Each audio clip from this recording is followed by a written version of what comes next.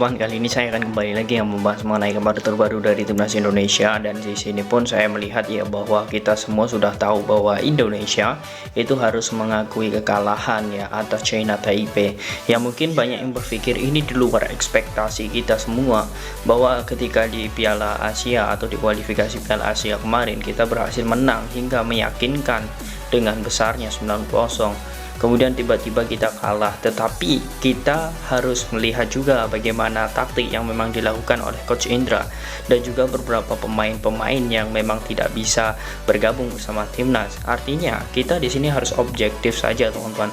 Di sini saya tidak menyalahkan siapapun, tidak menyalahkan Coach Indra dan tidak membandingkan antara Coach Indra dan juga Sintayong mengenai taktik. Tetapi di sini saya melihat memang ada beberapa strategi dan juga taktik yang memang ini belum jalan.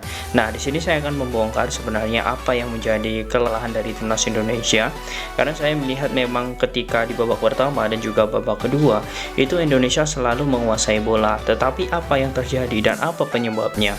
Di sini langsung saja saya bongkar. Jangan lupa tonton ya, untuk bantu channel ini silahkan tekan tombol like, komen dan juga subscribe, serta tekan tombol loncengnya agar kalian mendapatkan notifikasi dari video-video saya selanjutnya.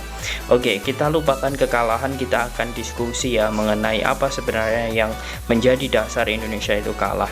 Nah, di sini langsung saja saya sudah masuk di tactical vote, dan saya di sini merangkum teman-teman ya antara babak pertama dan juga babak kedua, karena memang menurut saya ya Indonesia itu menampilkan strategi menyerang, sehingga saya melihat Rahmat Irianto ini tetap di posisi bek tengah, Dewa Angga ini digeser di gelandang bertahan, dan Abimanyu itu akan menyuplai nantinya bersama Hugo Samir.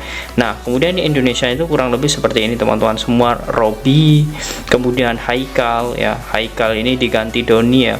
Nah, di sini semuanya naik semua teman-teman. Oke.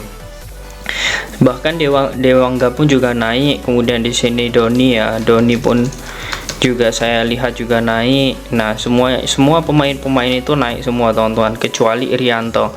Nah, kurang lebih Indonesia selalu melakukan taktik menyerang semua ya. Bahkan ini semuanya itu pemain-pemainnya semuanya sudah berhasil menyerang. Nah, tetapi saya melihat kesalahan dari Indonesia ketika menyerang terus itu pemain-pemainnya jarang untuk membuka ruang, karena ketika membuka ruang sedikit saja, contoh misal Taufani membuka ruang itu langsung di pressing dengan dua pemain seperti ini. Nah, seperti ini.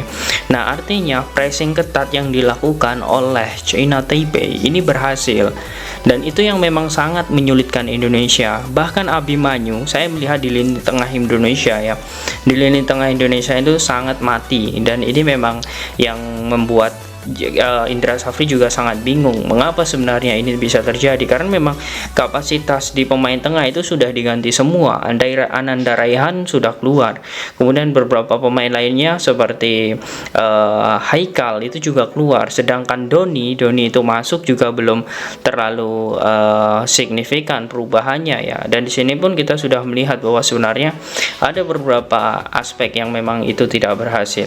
Nah, kemudian di sini sosok Egy ya, sosok Egy ini juga sebenarnya permainannya juga sangat bagus, tetapi lagi-lagi Egy di pertandingan kali ini juga mati teman-teman ya.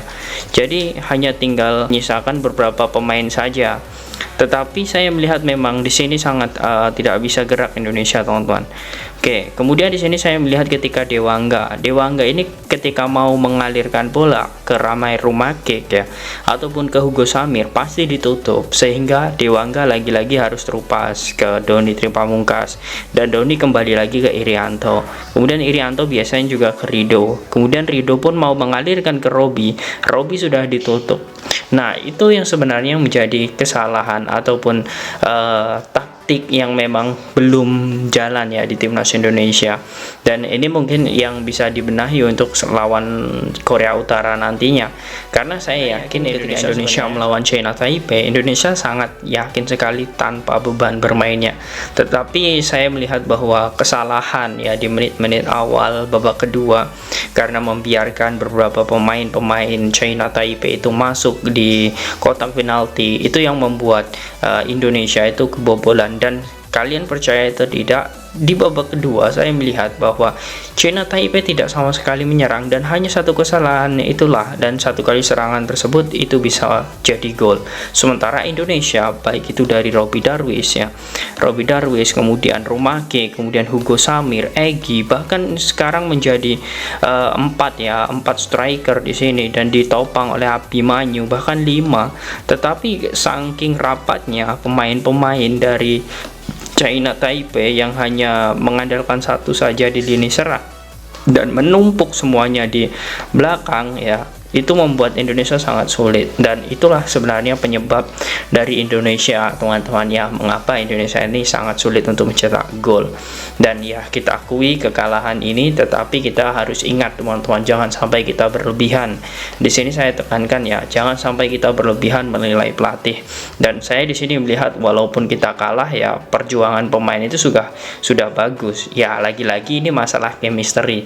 Chemistry itu memang belum dapat ya, dan saya melihat ini banyak faktor seperti persiapan yang kurang, kemudian memang beberapa pemain yang memang tidak bisa untuk mengikuti timnas di Asian Games. Mungkin saja ya, di sini bukan berarti saya membandingkan dan lain sebagainya.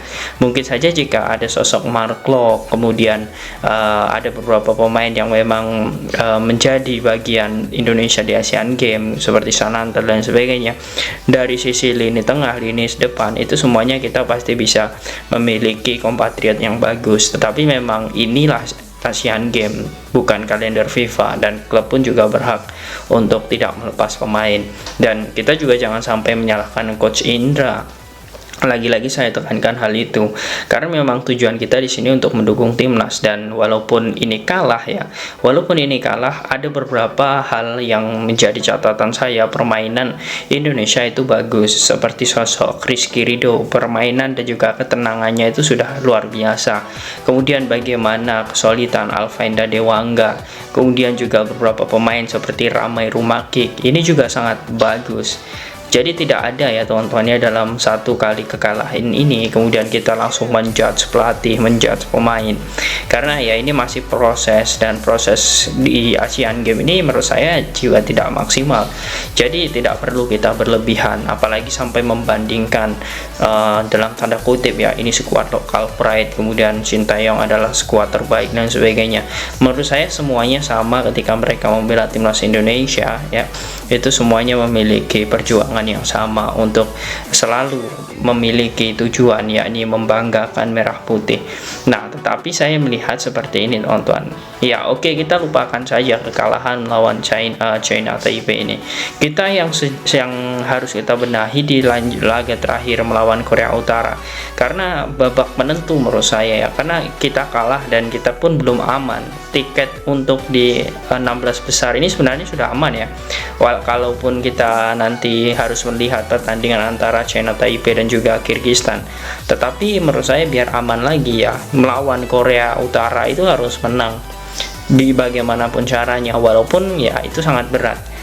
Dan kita melihat bahwa China Taipei ini bukan China yang kita tahu saat melawan Indonesia di Solo. 3 pemain intinya atau 3 pemain seniornya di bawah, dan rata-rata pemainnya itu 24 tahun. Ya wajar lah kalau kita sedikit memiliki perlawanan, tetapi ya kita juga bukan skuad yang lengkap. Itu saja sih, kita tidak terlalu nggak usah berlebihan dan lain sebagainya, karena kita melihat bahwa timnas kita sudah berjuang maksimal. Nah, bagaimana menurut kalian teman-teman? Apa yang harus dibenahi di pertandingan selanjutnya? Silahkan kalian tulis di kolom komentar.